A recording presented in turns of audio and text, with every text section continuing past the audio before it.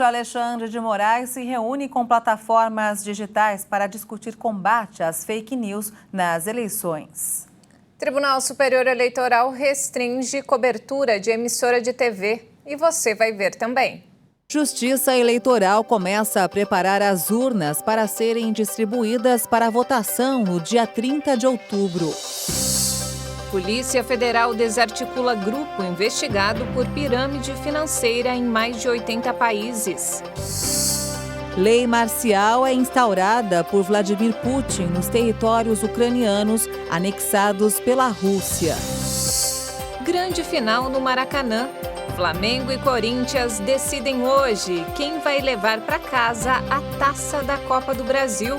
Agora no Jornal das 18h30.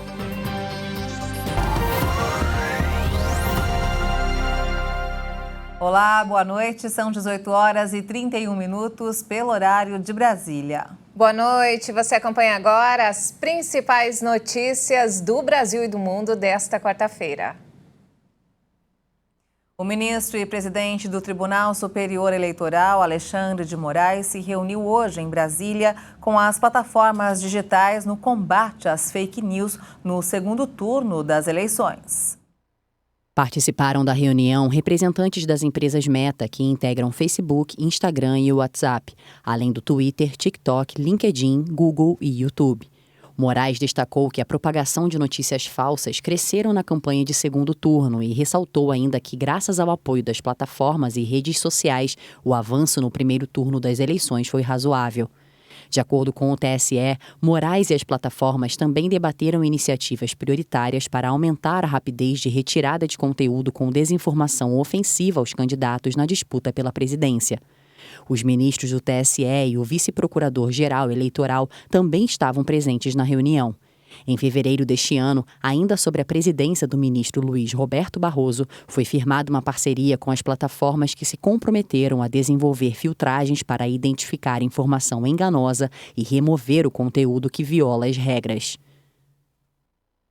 E o Tribunal Superior Eleitoral determinou a retirada do ar de todas as peças publicitárias de campanha eleitoral nas plataformas da Jovem Pan. Por 4 votos a 3, os ministros decidiram que os jornalistas da emissora não podem falar sobre o assunto, sob pena de multa diária para o canal e para os jornalistas de R$25 mil.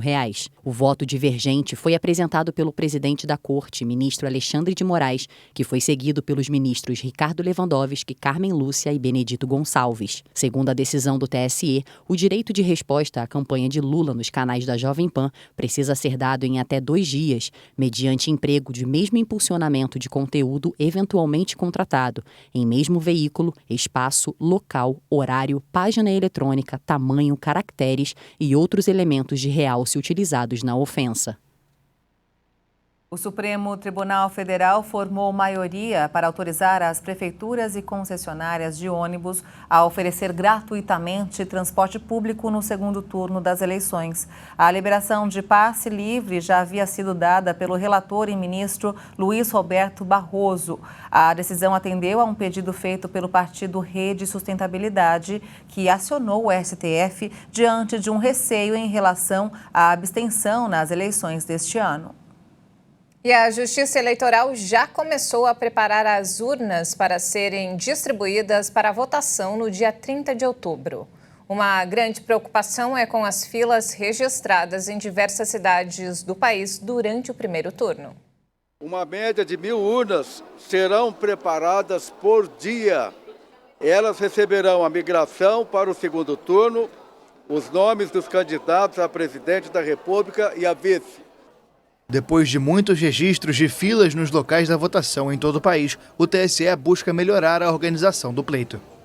Então, o apelo da Justiça Eleitoral é para que o mesário seja mais célere no atendimento e atenda pelo menos 2 pessoas de cada vez. Enquanto um estiver votando, já vai atendendo o outro para diminuir a fila e acelerar o processo. O presidente Jair Bolsonaro e o ex-presidente Luiz Inácio Lula da Silva vão se enfrentar pela preferência do eleitorado. No primeiro turno, Lula ficou em primeiro lugar, com mais de 57 milhões de votos, enquanto Bolsonaro teve 51 milhões. O ex-governador de São Paulo, João Dória, anunciou hoje a sua desfiliação do PSDB. O empresário oficializou a saída do partido em sua conta no Twitter, ao dizer que encerra essa etapa com cabeça erguida.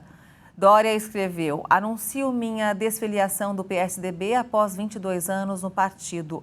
Inspirado na social-democracia e em nomes como Franco Montoro, Mário Covas, José Serra e o ex-presidente Fernando Henrique Cardoso, cumpri minha missão política partidária pautado na excelência da gestão pública e em uma sociedade mais justa e menos desigual."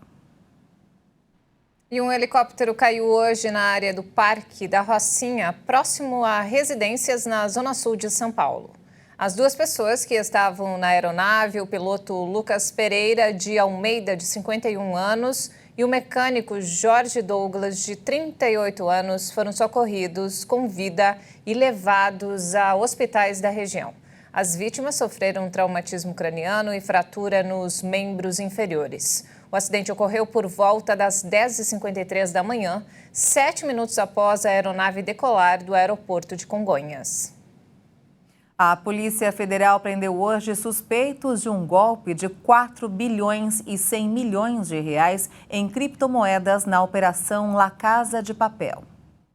A Polícia Federal deflagrou nesta quarta-feira a Operação La Casa de Papel, uma ação conjunta com a Receita Federal para desarticular uma organização criminosa suspeita de implementar o esquema de pirâmide financeira envolvendo criptomoedas Trust Investing, que teria lesado mais de 1.300.000 pessoas em mais de 80 países, somando um prejuízo de pelo menos 4 bilhões de reais. De acordo com as informações da Polícia Federal, ao todo são 6 mandados de prisão preventiva contra os líderes do esquema e 41 mandados de busca e apreensão expedidos pela terceira vara da Justiça Federal de Campo Grande, Mato Grosso do Sul.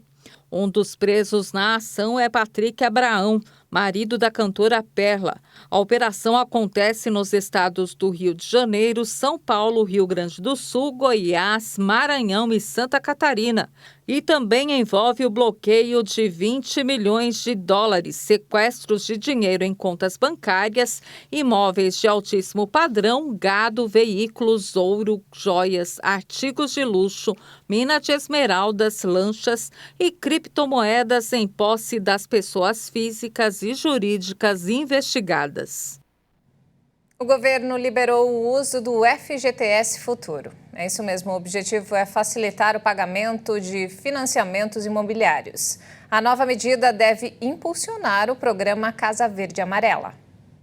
A conquista da casa própria ficou um pouco mais acessível com a aprovação do uso do FGTS Futuro, o Fundo de Garantia do Tempo de Serviço, que ainda nem foi depositado pelo empregador. É uma prática já usual no mercado financeiro, você trabalhar com rendas futuras, né? Então, quando você trabalha com pessoa jurídica, você pega o faturamento, prevê um faturamento futuro e você faz um limite de crédito para essas empresas. Isso é normal na pessoa jurídica.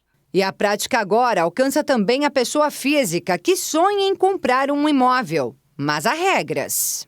A medida aprovada pelo Conselho Curador do FGTS é voltada a famílias com renda mensal de até R$ 2.400 para contratações do programa Casa Verde Amarela do governo federal, que tem por objetivo facilitar o acesso da população à casa própria.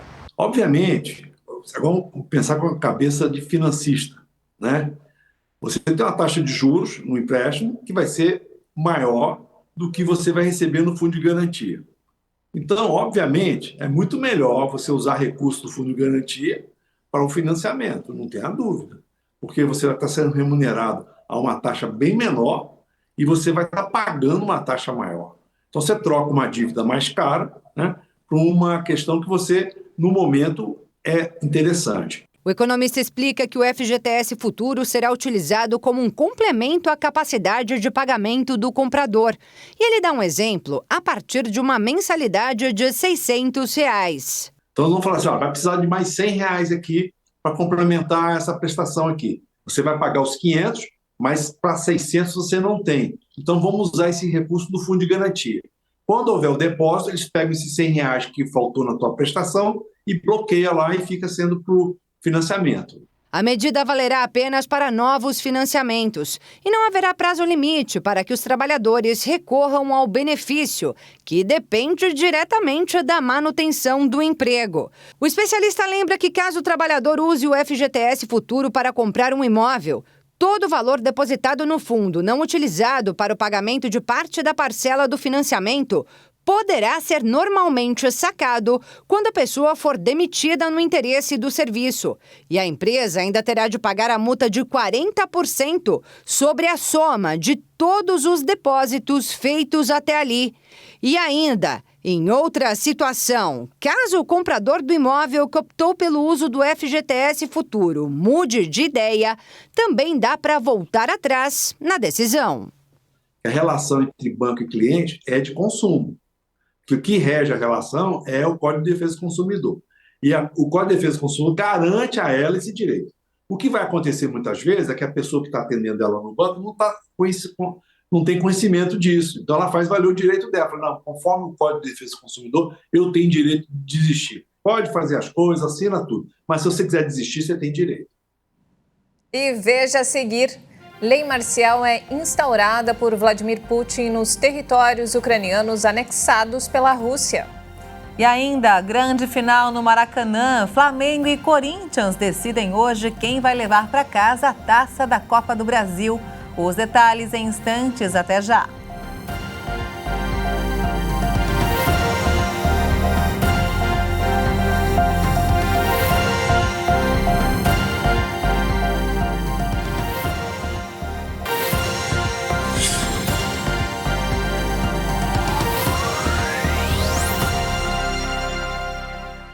Estamos de volta, são 18h45 pelo horário de Brasília. E vamos agora direto ao Rio de Janeiro com informações desta quarta-feira com o nosso repórter Anderson Nascimento. Boa noite, Anderson.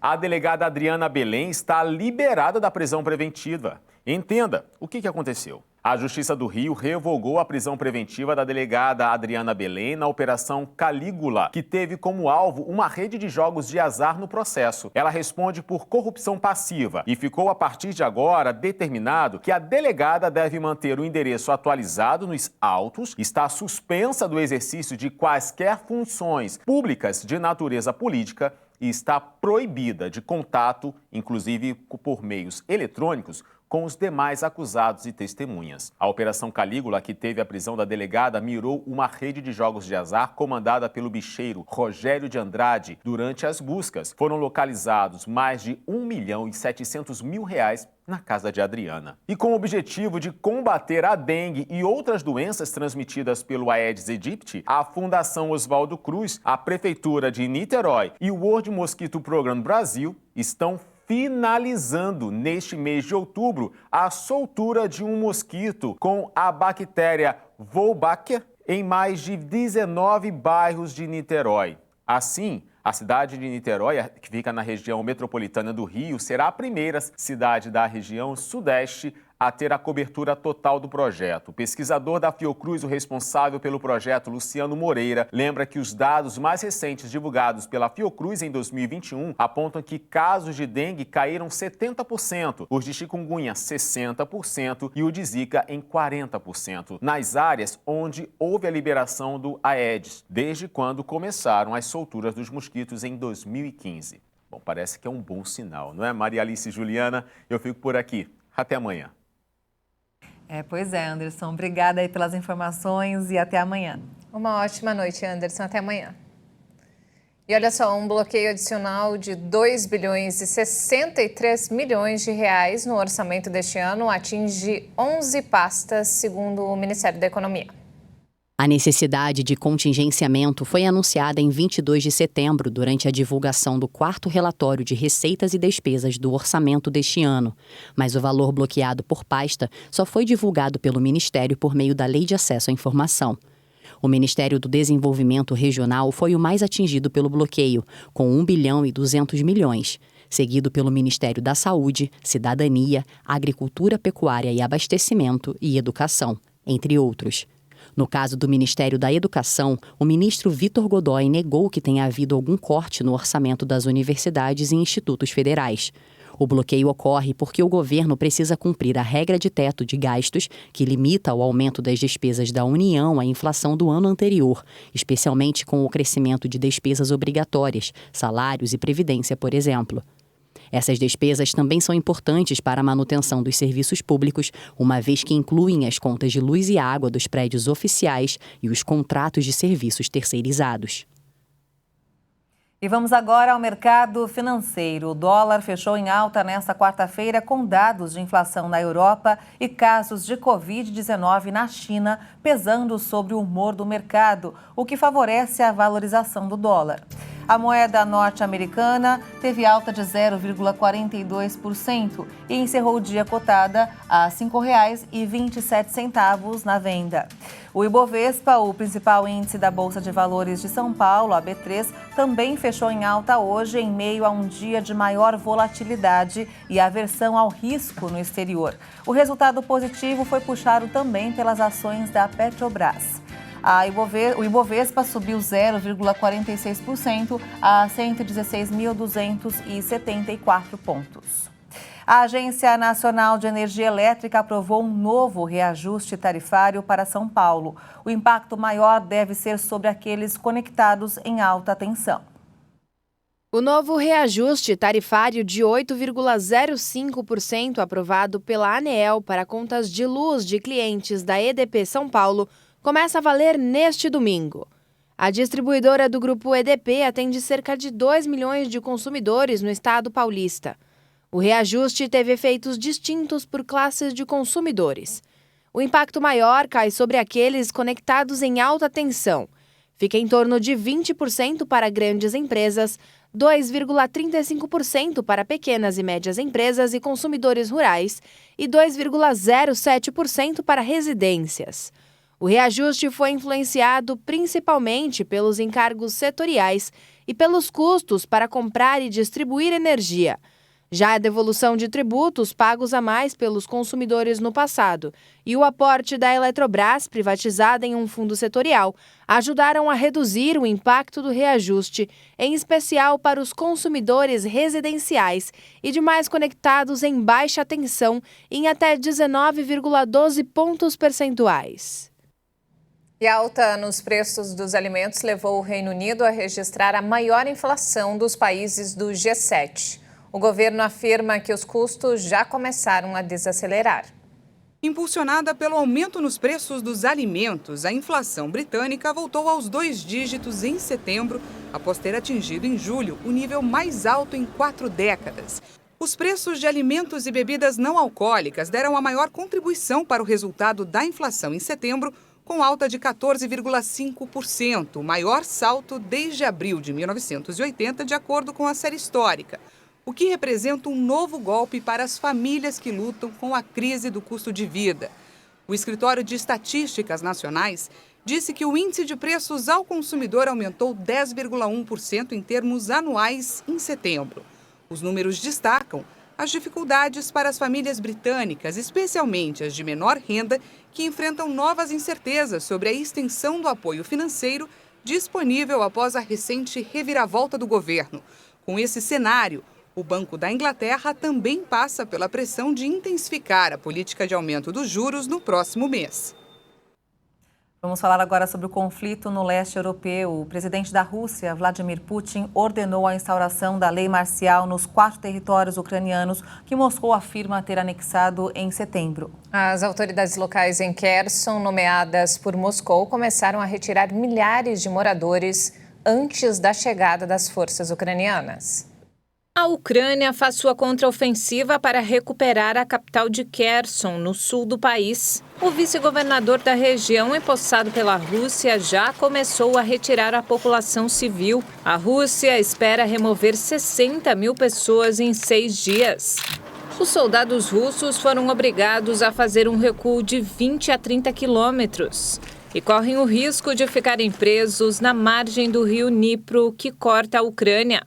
Muitos vilarejos da Ucrânia estão sem energia e a população teme a chegada do inverno. A chefe da União Europeia, Ursula von der Leyen, classificou os ataques às centrais elétricas da Ucrânia como atos de puro terror. Em seguida, acrescentou que o bloco vai apoiar a Ucrânia pelo tempo que for necessário e proteger os europeus. O presidente russo Vladimir Putin decretou a lei marcial nas 4 regiões em que ele proclamou uma anexação ilegal: Lugansk, Donetsk, Zaporísia e Kherson. A lei dá poderes emergenciais aos líderes locais. As autoridades podem, por exemplo, aplicar toques de recolher, limitar deslocamentos, impor a censura militar nas telecomunicações e proibir reuniões públicas. Enquanto isso, na guerra do gás, o presidente turco Recep Tayyip Erdogan disse que o país chegou a um acordo com o presidente da Rússia, Vladimir Putin, para criar um centro de distribuição de gás no país e que, se a Europa quiser, poderá comprar o combustível direto da Turquia. E hoje é quarta-feira, dia do Leonardo Félix falar de esporte aqui no Jornal das 18h30. Boa noite, Léo. Boa noite, Léo. Seja bem-vindo. Boa noite, Maria Alice. Boa noite, Juliana. Estamos aqui para falar da grande decisão da Copa do Brasil, que acontece daqui a pouquinho no Maracanã, não é verdade? Flamengo e Corinthians decidem a Copa do Brasil e quem ganhar vai ganhar o 4º título da história. A partida acontece a partir das 9h45 da noite, pelo horário de Brasília. Agora a gente vai conferir mais detalhes dessa grande decisão. Depois do empate em 0-0 no jogo de ida em São Paulo, Flamengo e Corinthians voltam a campo nesta quarta-feira no Rio de Janeiro para a finalíssima da Copa do Brasil. Quem vencer fica com a taça e o prêmio de R$60 milhões. Um novo empate leva a disputa para os pênaltis. Todos os ingressos foram vendidos para a decisão. Os dois clubes lutam pela 4ª conquista da competição. O rubro-negro carioca venceu em 1990, 2006 e 2013. Já o alvinegro paulista conquistou o título em 1995, 2002 e 2009. O Flamengo terá sua força máxima, chamado time das Copas, com a exceção de João Gomes, que está suspenso. Para seu lugar, o treinador Dorival Júnior deve optar pelo chileno Vidal. Com o apoio de sua torcida, a consagrada geração de 2019 luta para conquistar um único título nacional que ainda não obteve. Já o Timão chega sem nenhum problema para a decisão, sem jogadores suspensos ou machucados. O técnico português Vitor Pereira, que busca sua primeira conquista no Brasil, não deu dicas da escalação, mas a tendência é que repita os 11 atletas do jogo de São Paulo, com Adson escalado pela ponta direita. E chegou a hora do Boletim Esquenta Qatar 2022 com informações e curiosidades da Copa do Mundo. Vamos falar de mais uma seleção classificada para o Mundial, a tetracampeã Alemanha. E não seria uma Copa do Mundo de verdade sem a Alemanha, não é verdade? Então, depois de decepcionar em 2018, os germânicos querem chegar mais forte para 2022. A primeira seleção a se classificar para a Copa, a seleção alemã fez 27 pontos dos 30 disputados nas eliminatórias e pôde se dar ao luxo de realizar alguns testes na reta final. O time comandado pelo Hans Flick chega com alguns remanescentes da geração que ganhou o Tetra em 2014 no Brasil, como Miller, Neuer, além de outros nomes como Kimmich, Goretzka, o Sané e o Gnabry. A Alemanha está no grupo E com a Espanha, o Japão e a Costa Rica. Vamos torcer para que não tenha nenhum outro 7-1, não é verdade? Pois é, por favor. A gente não quer mais. Verdade. Faltam 32 dias, está chegando, gente. Pouco mais de um mês, né, para a Copa do Mundo. Nossa, é isso aí. Que não se repita esse 7-1, por favor, hein, Léo? Exatamente. Léo, muito obrigada pelas informações e uma ótima noite para você. Para todos nós. Obrigada, Léo. E não temos mais tempo, essa edição fica por aqui. Mais informações ao longo da nossa programação. Obrigada pela companhia e uma ótima noite. Uma excelente noite para você e até amanhã. Tchau.